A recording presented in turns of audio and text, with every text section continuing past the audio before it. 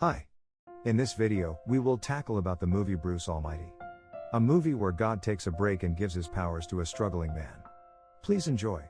Bruce Almighty is the story of a news reporter named Bruce Nolan who covers fluff stories for TV news in Buffalo.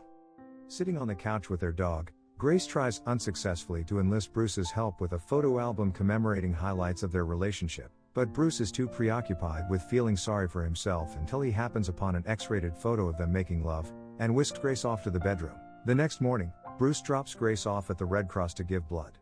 He's still in a bad mood, so she gives him her prayer beads, saying he needs them more than she does. Bruce reluctantly takes the prayer beads, which are useless to him since he never prays, and makes fun of Grace for wasting her time giving blood. At the station, Bruce learns he's being sent into the field to cover an important story at Niagara Falls, assuming from this apparent promotion that he is in line for the anchor position that just opened up. The producer sets the scene in front of the spectacular falls, with Bruce in a comical umbrella hat interviewing an elderly woman about early days at Niagara. Surrounded by the tremendous rushing of the falls, Bruce is interrupted mid-interview for a big announcement from the station, waiting breathlessly to hear that he got anchor. Instead, the position is awarded to Evan, and Bruce has a serious meltdown in front of the camera, repeatedly insulting Evan, verbally abusing the two interviewees, and then capping off his report with the statement, "Back to you, fuckers." Needless to say, the network fires Bruce, and he is thrown out on the street with all his stuff, including a framed photograph of Walter Cronkite. Bruce responds with another of his running jokes, the sarcastic remark, "Be beautiful." Bruce arrives home late to dinner and picks a fight with Grace, who tries her best to appease him. In a rage at life, he turns on her, calling their life together mediocre. She takes it personally, which inflames him all the more, and he slams out of the apartment, yelling, "The worst day of my life," with a side order of guilt please. Back at the apartment next morning, Bruce's beeper starts to go off repeatedly with a high-pitched shriek.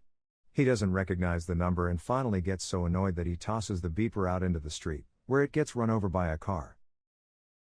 The dog, who is not housebroken, pees on a chair, so Bruce takes him outside, only to hear the flattened beeper still going off in the middle of the street. Aggravated beyond words, and unable to stop the beeper from going off, Bruce calls the number and listens to a tape recording of someone who apparently knows everything that's going on in his life.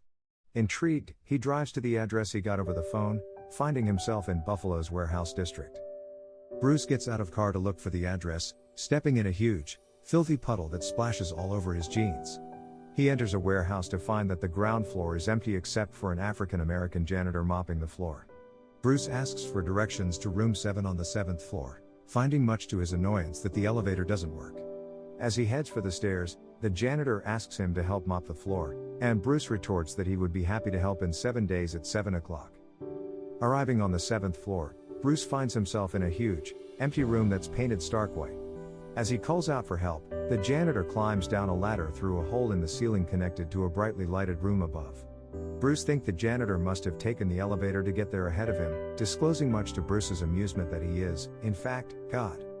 God proceeds to prove his powers by showing Bruce a file cabinet that contains everything that ever happened in his life. The drawer is so long that it pushes Bruce all the way across the room, then slams shut again, dragging Bruce along behind. Bruce is still skeptical, so he and God play a game where God guesses how many fingers Bruce will hold up. Bruce is finally convinced that something strange is going on when he holds up one hand with 7 fingers just as God says, 7. God has a plan for Bruce. Since Bruce thinks God isn't doing a very good job, he will give Bruce all his powers and see if Bruce can do any better. Bruce makes a quick exit, not believing a word of what this self-proclaimed God has told him. Outside in the street, Bruce finds that he can walk across the puddle that tripped him up earlier. His car won't start until he bangs his hands on the steering wheel and yells, "Start!" As he drives, he realizes that all his fantasies, such as for example being Clint Eastwood, easily come true. Bruce and God then go for a walk, where God tells Bruce about the 2 rules of his powers. He can't tell anyone he's God, and he can't mess with free will. Bruce then sees a boat sail past, and he realizes that the 2 of them are walking on a lake in Buffalo. God then leaves Bruce, and Bruce runs off to have fun with his powers. Bruce spies a trendy set of clothes being worn by a mannequin in a shop window, and uses his powers to swap them with his own clothes. As he struts further down the street, Bruce spots the gang that beat him up earlier, and decides to get some revenge on them. He demands that they apologize to him, but they just laugh, and Bruce is told by the gang leader that he'll get his apology the day a monkey comes out of his butt. Thanks to Bruce's powers, however, that was that day, and a monkey forces its way out of the man's rear end. The other thugs run off, but are chased by a swarm of bees that Bruce spits out after them. He then commands the monkey to return into the gang leader.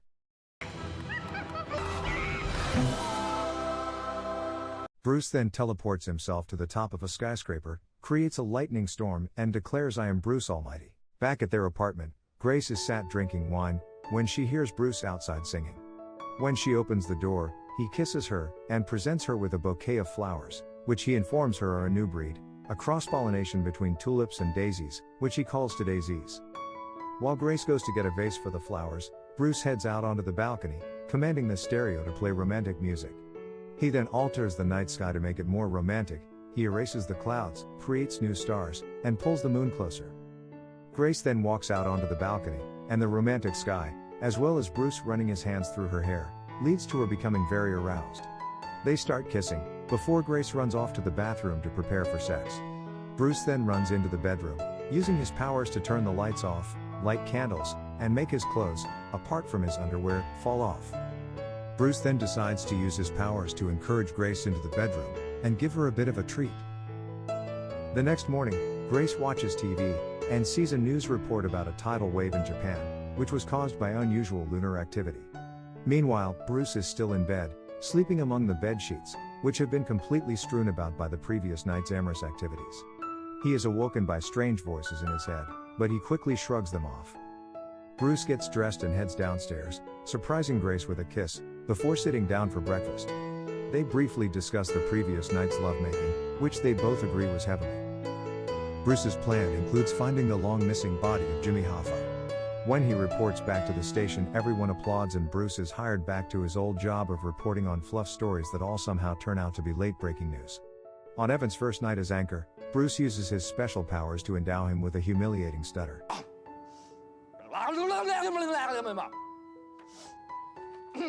Bruce becomes increasingly enchanted with his new powers and ability to do anything he wants to make his life better. He tries to be good to Grace, who thinks that he's on the verge of a marriage proposal.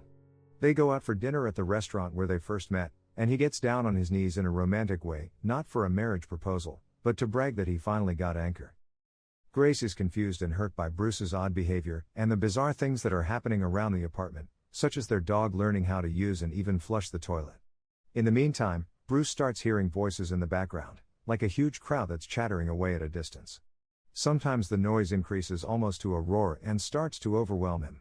God appears and informs Bruce that he's hearing the sound of people praying. Bruce tries various ways to deal with all the prayers, finally using a computer program that downloads everybody's prayers like email. He tries to go through all the prayers one at a time but finds it an impossible task. Giving up, he hits a key and yells, "Yes to all." Unfortunately, this means that everybody who was praying to win the lottery wins all at once, so each winner only gets $17 and chaos ensues. Bruce's self-centered and incompetent attempts at playing God are beginning to wreak havoc all over the globe.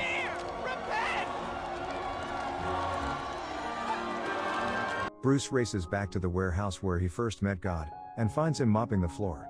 Coincidentally, it's 7 o'clock on the 7th day since they first met, so God hands Bruce a mop and says, "Right on time." They mop the floor together and Bruce finally understands what he has to do to fix the mess he has made. Bruce makes amends with Evan, ensures that he is reassigned to anchor, and goes back to covering human interest fluff stories. He even finishes the photo album that Grace started to commemorate the highlights of their relationship. When Grace's sister comes to pick up Grace's stuff, and sees that Bruce has finished the album, she takes pity on him and tells him that Grace prays for him all the time. Bruce races to his computer and downloads Grace's prayers. A new one comes in and he realizes she's praying for him right then. He watches her cry and, seeing her desperate unhappiness, feels utterly forlorn and helpless. Wandering around the city in a state of emotional anguish, much like the night he got fired, he kneels in the middle of the road to pray and is smacked head-on by an oncoming truck. Bruce suddenly finds himself up in the clouds face to face with God in heaven. They have a conversation during which God teaches Bruce how to pray. When Bruce gets the hang of it, God presses his fingers against Bruce's chest and there's a huge crashing buzz that Bruce finds very painful. Next, Bruce awakens to glaring lights in the middle of the road with an EMT defibrillating him. Next, we find Bruce in a hospital bed looking pretty bashed up. Grace comes and climbs in the bed, full of compassion and forgiveness. After his discharge, still in a cast, he returns to the bakery where we found him at the beginning of the film. The bakers display a huge cookie in the shape of a hypodermic needle to promote the Red Cross blood drive, and a huge crowd has gathered to donate. Bruce announces that he and Grace are engaged, and goes off with her to give blood, repeating the film's theme, "Be the miracle." Until next time. Thanks for watching.